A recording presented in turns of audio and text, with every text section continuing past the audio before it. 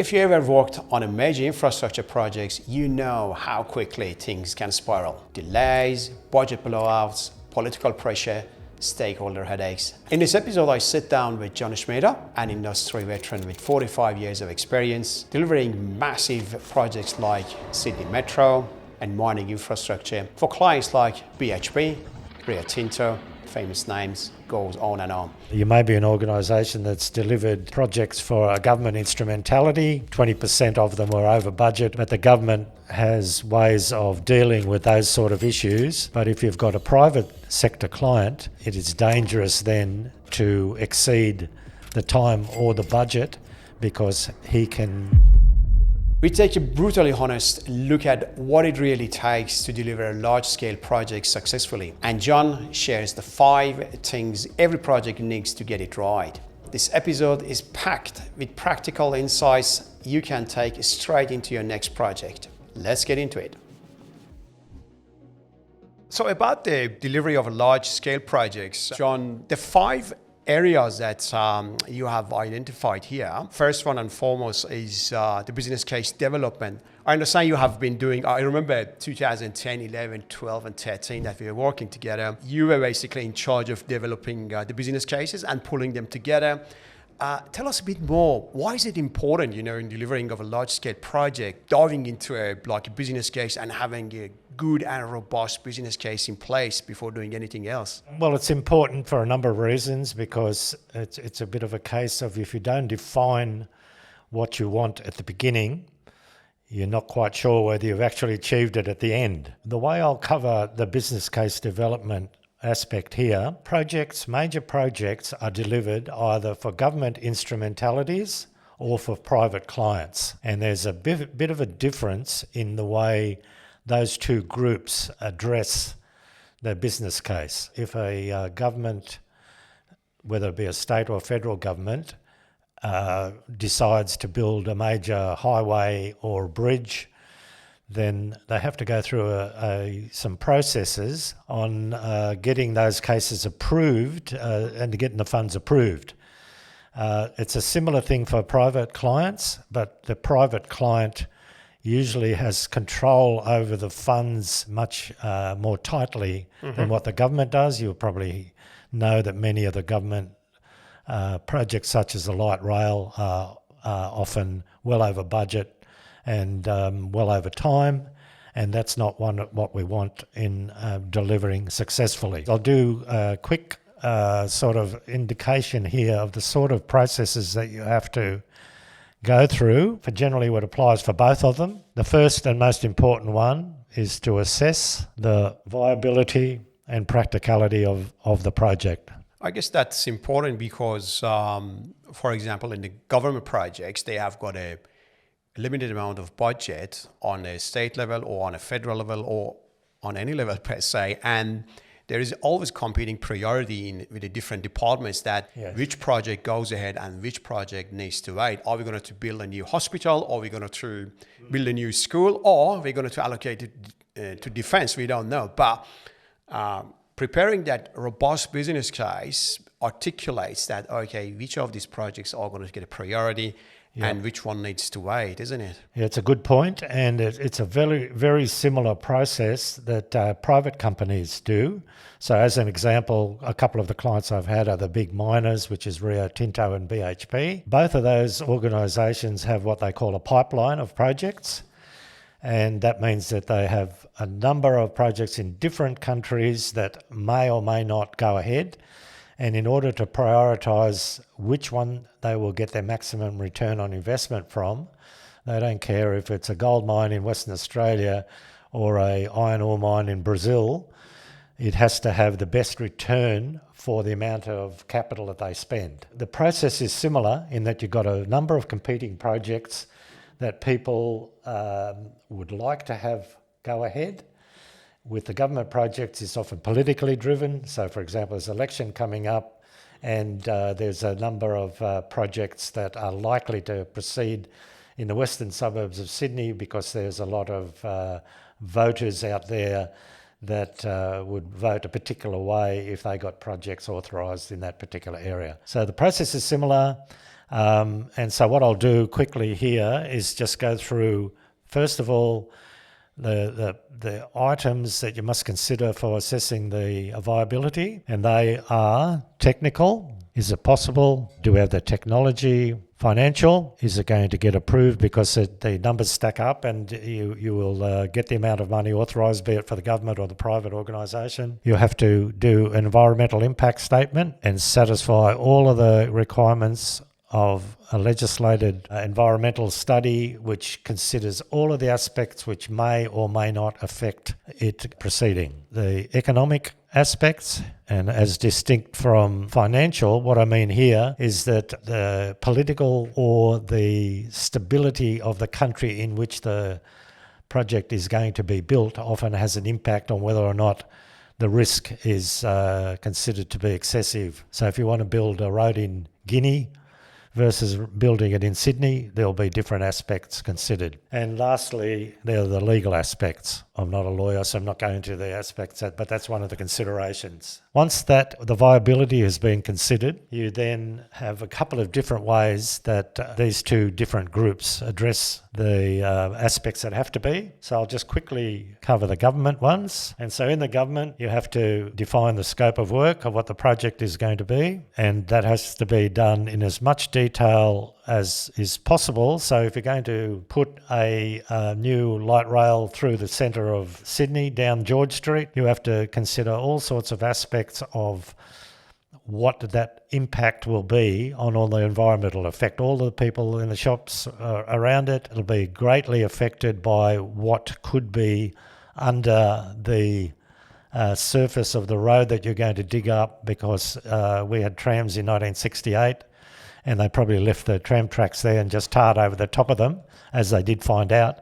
And you can rest assured there'll be the amount of information you have there on what's there will not be available, and therefore you'll have potential for delays and extra costs associated with that. So if you can define the scope of work to a great level of detail, that you can have deliver a more successful project because you can control the costs and the time better. The process for actually then considering whether it'll proceed or not is similar to both a government job and a private job, and that is that there'll be an options assessment of what you have to consider, the different options, and weight them with some sort of process to pick what you believe will be the best one. And then depending on the government department and the processes they have, there will generally be some sort of pre-feasibility study, a feasibility study, and then a definition study before it's authorised then to proceed. I'll just describe them as PFS,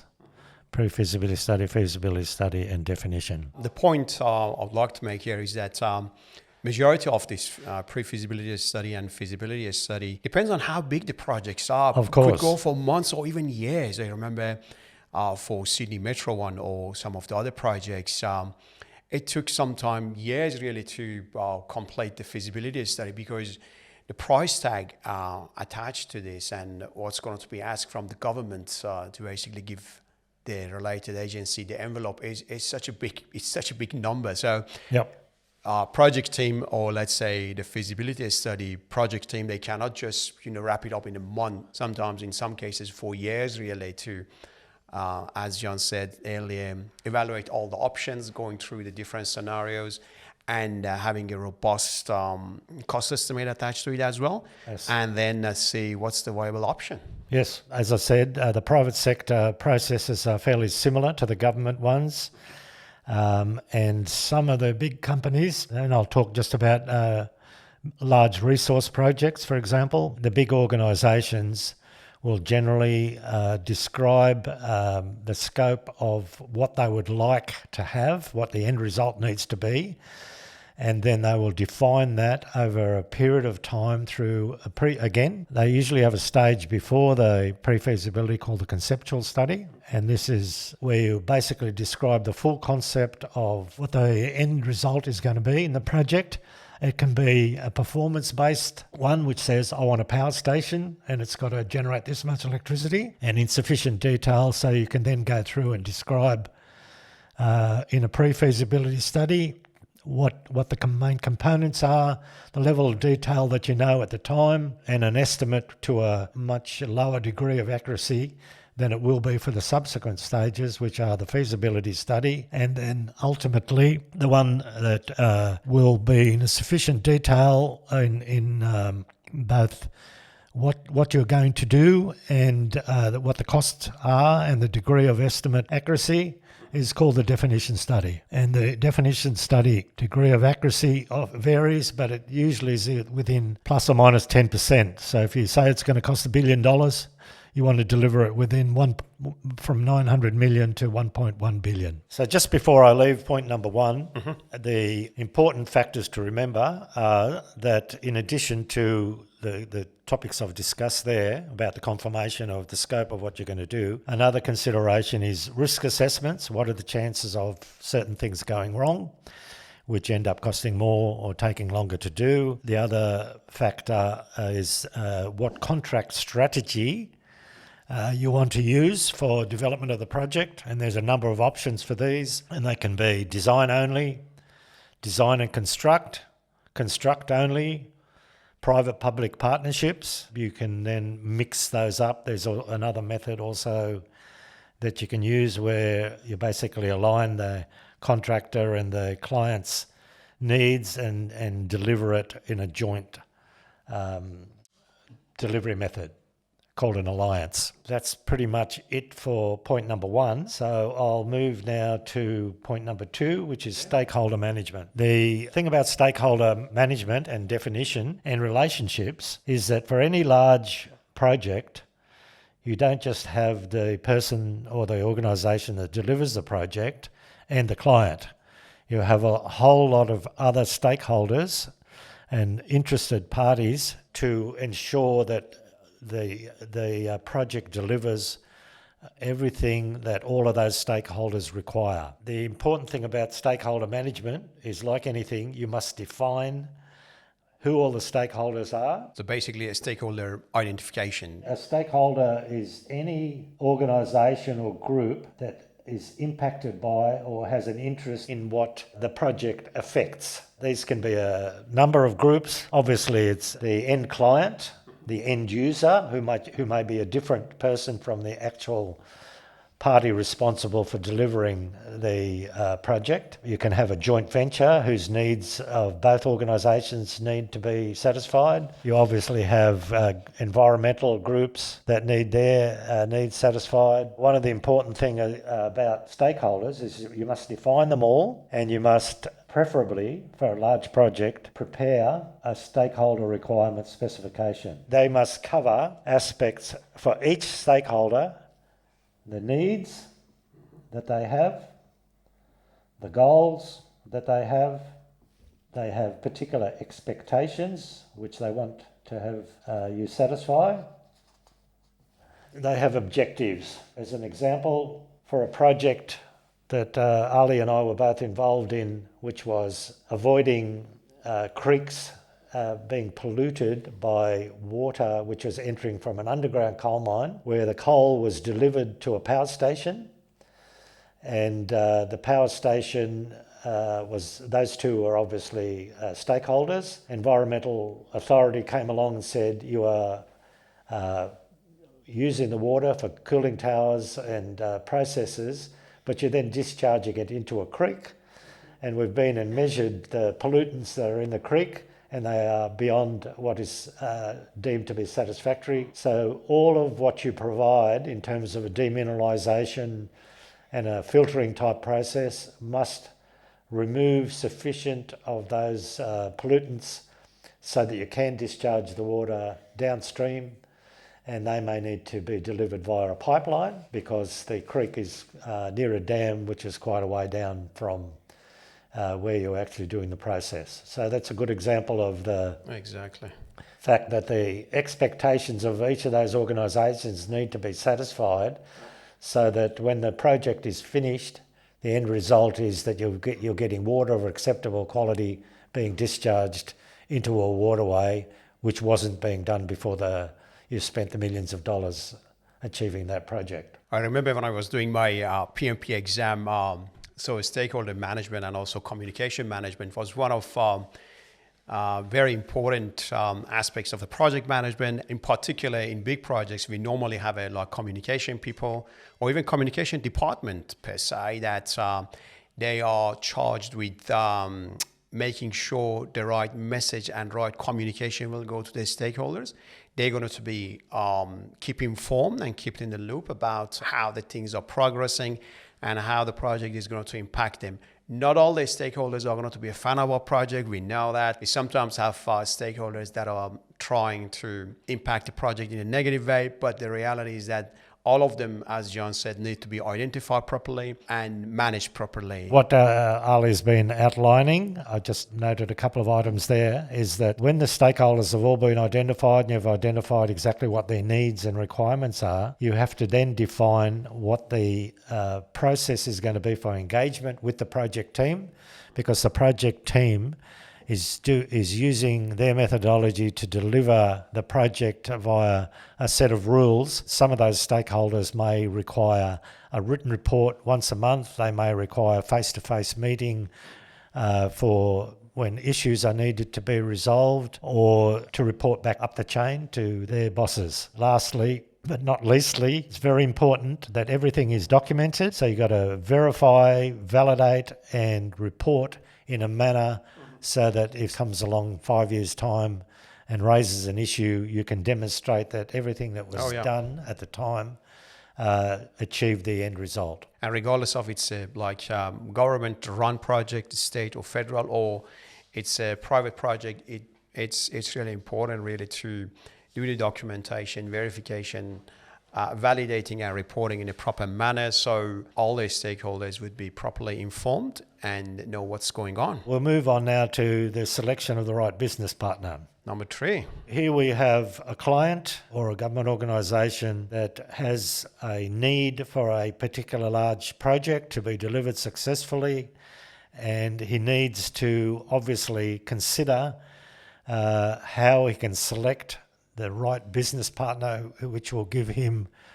the end result of what he needs. They may have a government organisation, for example, likes to feel comfortable with the selection of the partner, so they will often use partners that they are already familiar with, who they know has the capability to deliver the project of that size and of that complexity. Sometimes the requirements of an organisation other than the government are that they go through a process of either pre-selecting or pre-registering groups who they want to partner with, and that can take various forms. They will often do a SWOT analysis of the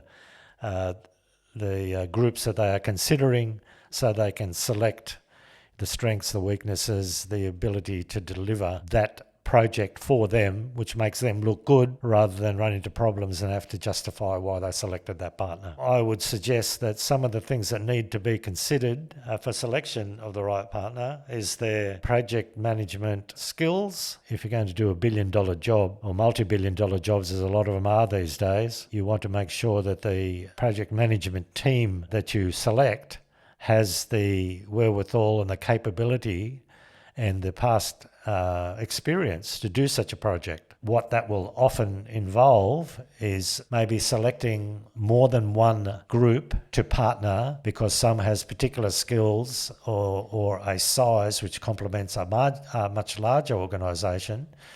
But the considerations are the large organisation may already have a number of projects underway and they don't have the specific quality of people in the project team available at the time you want to deliver your project. That's why if you're in a smaller group that maybe can't do $1 billion project, you may be able to partner either as a subcontractor or a joint venture or team to support a much bigger first tier or second tier project group. Number 3, selection of right business partner. It's one of the very important topics, and there is a very comprehensive process in the government for it, and very similar process in the private sector. In the government, because the government is spending public money, obviously it should be very, very comprehensive and also auditable process. And normally we have got big procurement departments or commercial departments that get involved when the business case is ready, when it's ready to be released to the market. They go through a comprehensive tendering process. Normally there would be some conditions that need to be met before they release it to the market, or even when they release it to the market, there would be one of those few of the conditions that needs to be met to basically filter down who are the interested party that could participate in the tendering process. But yeah, one of those very important aspects of delivering large-scale projects successfully, because with the right partner, you could expect the right outcome. But without it, well, you can guess the answer. Okay, and so some of the issues I'm just marking down here. For a large project, you'll need to ensure every client wants their project to be delivered on time and to the quality that they need, and to as close as possible to the cost. To try to ensure that those are achieved, you have to have a good project management group who are skilled in the various aspects of project management. They have to have project controls and services in place, which can then be used and documented to show progress on the timing and on the estimates, monthly reports, annual reports, and reports which are specifically written for different levels of personnel who are going to review them. So the CEO of the organisation doesn't need to have the level of detail that the client's project team needs. So you can do it in such a way that you can do a précis or a summary for the upper level one, and a much more detailed one for the people that are working alongside you for ensuring you're on track. You've got to have good planning, scheduling and cost control facilities, depending on where the project is relative to where the home base is of the organisation that's doing a lot of the work. You have to have a project office set up at the location, usually on the site, and then you may also have your head office or your remote office where the design and most of the day-to-day assessment is being done. So all of those sort of factors come into play when you wish to ensure that you can sleep at night not worrying about how to deal with issues that have resulted from maybe not selecting the correct business partner that otherwise would have delivered the project successfully. Along the lines of project planning, project controls, project scheduling, I promise to the audience that we're going to have a separate episode for it. It really deserves its own attention, and also project management offices. We're going to have definitely a separate episode for it and dive into the gist of a project management office, project control services, and how differentiate, how they're different from each other, what sort of services and what sort of support they bring to the project team, and how they're going to impact and how they're going to enable the project teams to deliver better. Regardless of that, any business partner or project partner that clients are going to choose, they need to bring those skill set and expertise to the table to make sure the project are delivered on time and within the budget. All right. With that said, John, let's jump into number 4. What do we have there? All right. So number 4, I've headed up here and I've called it contract and project management. Basically, the client has decided he's going to build whatever he wants to build. He has gone through the process of selecting all the stakeholders. He's selected what he believes to be the right business partner. And then this goes down into the details of aspects of contract and project management, which are essential to ensure that the project is delivered successfully. If you don't plan at the beginning, if you fail to plan, then you plan to fail. That's been said many times, but it's very true. A major project of high complexity is essential to have a work breakdown structure. So the work breakdown structure defines in as much detail as is available as to all of the components of the project, and that can be done a number of ways. It can be in a descriptive way, which defines all the subcomponents with drawings and associated specifications and so on. But at the end of the day, the only way to control that what is being delivered is in fact being covered is you describe a work breakdown structure. So if you've decided you'll do a design and construct contract, it must define all the design components. It must define how and what form of contract delivery you're going to have, whether you're going to have a tendering process, whether you're going to pre-select, whether you've got procurement components, such as long lead components that need to be ordered to be delivered in time to be installed. You have to have estimating services in place. You have to list all of the deliverables. So regardless of how you break up the job in the work breakdown structure, the only way to check whether everything is being done in accordance with your plan is you must have what are the end deliverables. Is it a tank which has to be delivered for the contractor to install? Is it other machinery which is coming from overseas, which is specialised equipment that then needs to be inspected before when it's completed and tested before you bring it over to make sure that it can just be delivered and installed? It's very important to define the nature of the deliverables and how they are going to be generated and delivered. In accordance with the work breakdown structure, you also usually break down in a bunch of codes, and you must have estimates of cost against all of those codes so that you can then monitor expenditure against those codes. John, I should say, so when you said WBS, work breakdown structure, I'm sure we have got a lot of planners, schedulers, and project control people in the audience. And this is one of the Morse code that when you say all people who are doing planning, project control, and scheduling, we get their attention and say, okay, what's happening here? And one of the main important elements that needs to be set up very early in the projects is basically that work breakdown structure to demonstrate how the whole scope that needs to be delivered is broken down into more manageable pieces and also into the pieces and the buckets, if you like, that are related to each other and are going to be grouped and put into that structure. That structure could change maybe a little bit during the project because we're going to have project variations. But normally what we try to do in the project management and also project control perspective is that try to have the best and the most robust work breakdown structure in place and stick to it. There's going to be a lot of codes attached to it. There's going to be the cost element attached to it. Which anytime that they changes, it creates a lot of headache for the project control and the project management team. So they want to really to stick to that, and would be something that enable the project team to measure the things against what needs to be done. There's never been, to the best of my knowledge, a large-scale project which is defined at the beginning of the job to such a level that there are never any scope changes.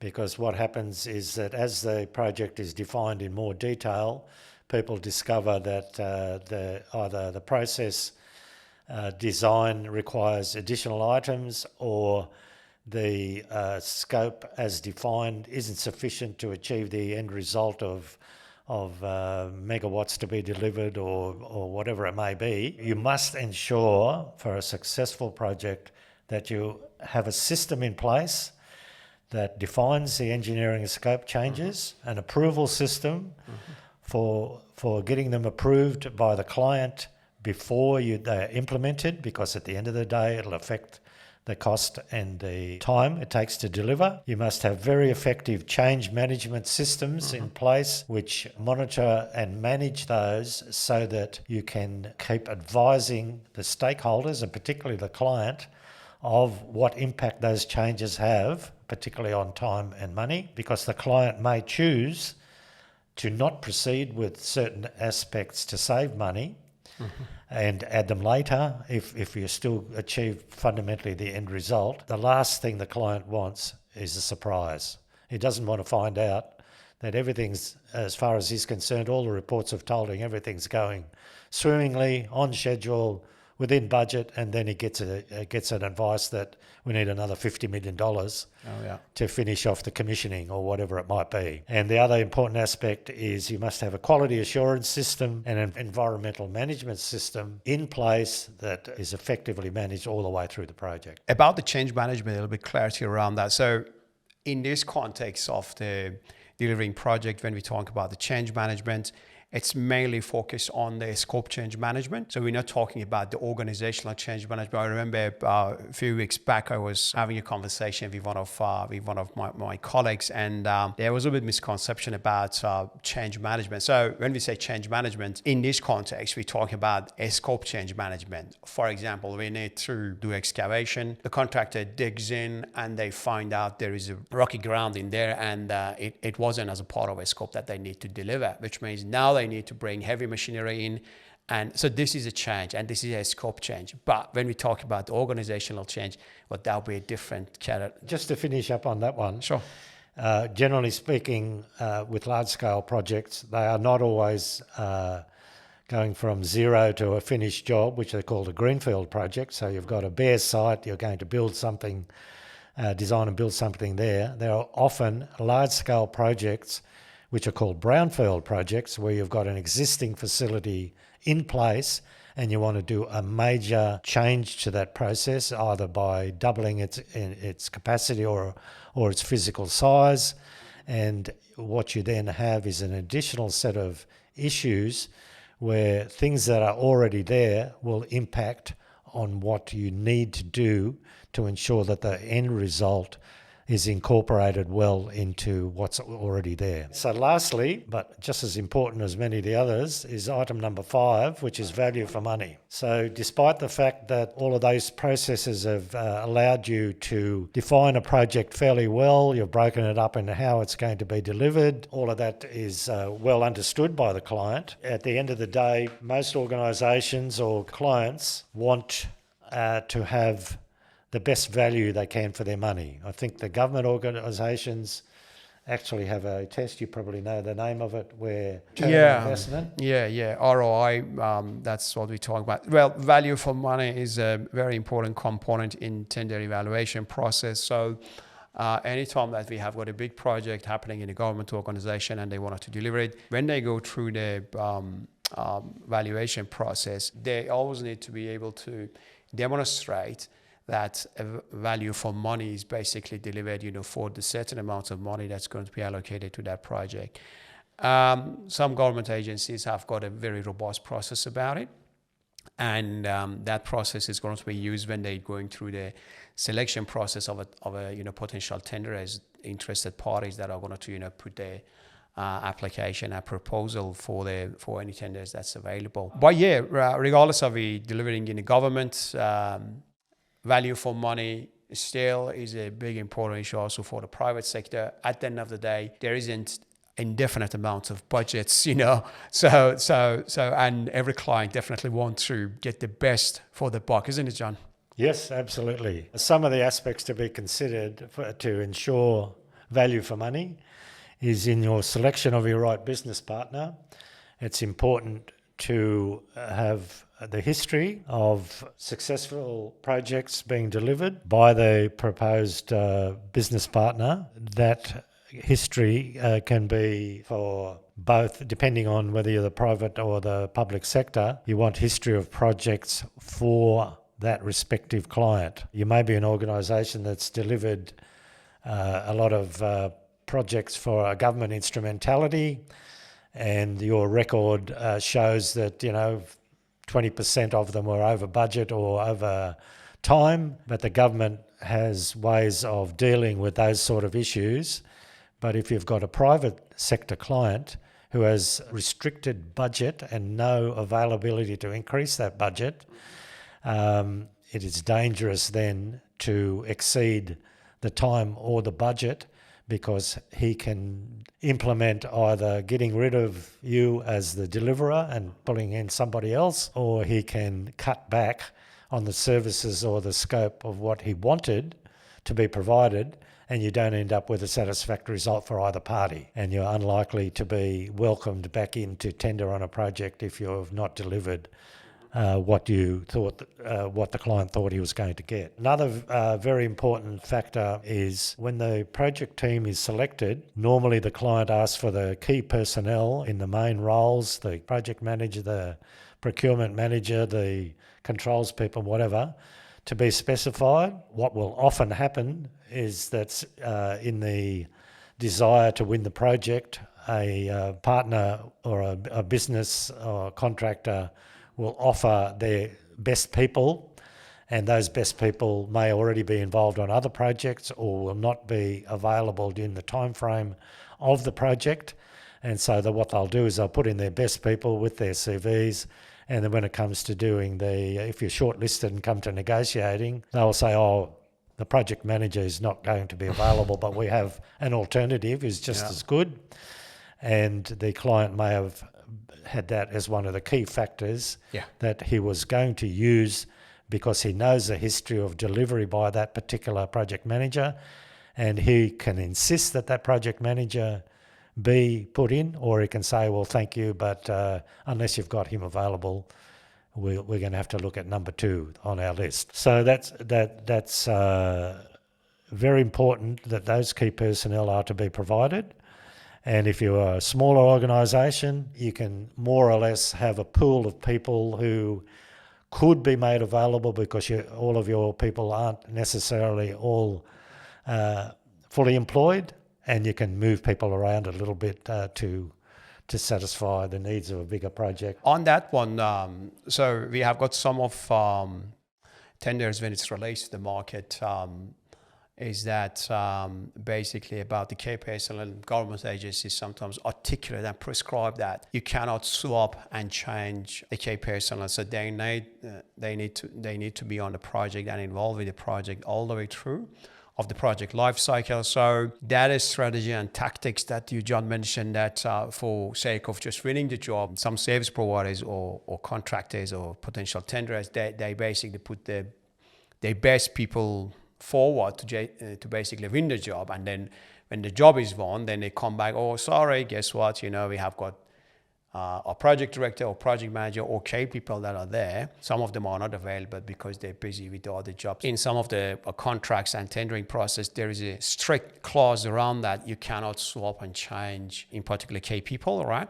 And they need to be available, assuming the start of project is that day, and to the end of the project, that they need to be available. So yeah, I'm sure that the strategy has been used, to secure the job in the first place. But yeah, it could get tricky for the potential service providers and also for government agencies and also private sector if they promise to bring some big guns, as we say, or team A on the job, but then that team A is not all of a sudden is not available, or they are available to some capacity. Yeah. So, and I guess what happens in the tendering process is that the assessment that they're going to do is part of a crucial part of that assessment is based on the people and the key people that have been introduced, and assuming that they're going to be on the job, they're going to drive the successful delivery of the project, and they have been assessed against those criteria. Now, if they're not available and a new person is basically introduced, and we have to see that does it really, make a compliant tender or compliant contract or not. Just to plug for a smaller organisation who may have the people that are appropriate for the roles in the project management team, they can do a deal, so to speak, with a bigger contractor to supplement the people that the bigger contractor has, or if the project will allow it, then the smaller team can be supplemented with specialised contractors that are well known, both as individuals and or as smaller companies. They can supplement the people to get the A team in who are available for the duration of the project, because just to mention EDSICO again, EDSICO has people on their books who aren't always working on projects, who are available with the right skills when the right project comes along, and they can be made available and guaranteed to be there for the duration of the project. Absolutely. And again, back to the K people. So look, we're all people. Things happen. For example, 10K people that have been introduced to deliver a certain project, and then 2 months in, 3 months in, one of the K people are not available. That's a different story. That could happen, and it's not a deal breaker, I would imagine. But if we're going to go for a certain project and the client relies on, for example, 10K people, to be there, and when the contract is won and is awarded, now half of the team are not available, or they're busy with something else, I would imagine if I'm the client, I wouldn't be really happy about it, and raise questions that, okay, what exactly has happened? Have we done the right thing here, or just it has been a strategy to basically win the job in the first place? But yeah, if it's along the way, if it's along the project and one of the people are not available, things have changed, that's a different story. But yeah, if we expect to see the consistency, because that consistency is going to basically drive the success along the project life cycle, doesn't it, John? Absolutely. And then just one other point here is that a smaller organisation doesn't have a big office with a whole corporate structure, which is all, any big organisation that tenders on a job will count in a certain number of people from the corporate structure, which adds to quite a significant overhead, which then is shown in the charge out for those people who aren't necessarily delivering anything specific to that project. If you're a smaller organisation with lower overheads, you don't have a big corporate office to support, your actual tender price can be lower, because you can have the same level of key people on the job who are being sold at a lower rate. And at the end of the day, value for money is what you're looking for, and you will get value for money with a good team with the right skills at a lower cost. I could talk about this last one for hours, but yeah, to emphasize on your point that the landscape of a project delivery is changing a lot. Traditionally, we had like some very big companies, you know who I'm talking about, that government agencies normally rely on those like Big Four to deliver the job for them. That landscape has changed a lot, and we see that more willingness to go like to the medium size or even a small size, specialized companies and consultancies to basically get the job done. Because at the end of the day, what matters is the skill of the people that are coming to deliver the job, and depends on how much the charge out rate is going to be, is going to form a part of a value for money and justification. Why are we going to work with these people? Are they going to deliver the job for us, or are there going to be a lot of challenges along the way? Any other final points, John, you would like to mention? It was really good, to talk about all this stuff and, all this number 1, 2, 3, 4, 5. I'm sure we could talk about it forever, and but we want to really to have a very short and sharp and comprehensive, conversation in a time frame that we have available. But do you like to, add some more points? Yes, thanks, Ali. Well, I basically think that this has been a first pass at just trying to define 5 key areas that we believe, from our experience, will assist to deliver a large-scale project successfully. There may be some questions which arise from this from people who view this presentation, and we welcome questions which may raise points for another presentation where we specifically address areas or questions that we may not have covered, and we'll be very welcome of receiving those questions or queries by whatever means is appropriate, and we'll certainly come back and respond to them, and or deliver another podcast such as this to cover areas where people may be looking for their specific needs to be addressed. Yeah, 100%. So this is our first episode, but I'm sure it's not going to be the last one. We're going to have many, many more to come, and sharing the knowledge and experience each time, bringing a very good expert and a veteran in the space of a project management, such as John, basically to talk more about and dive into the details about project management and the project delivery. Thank you very much for watching. Thank you. Thank you.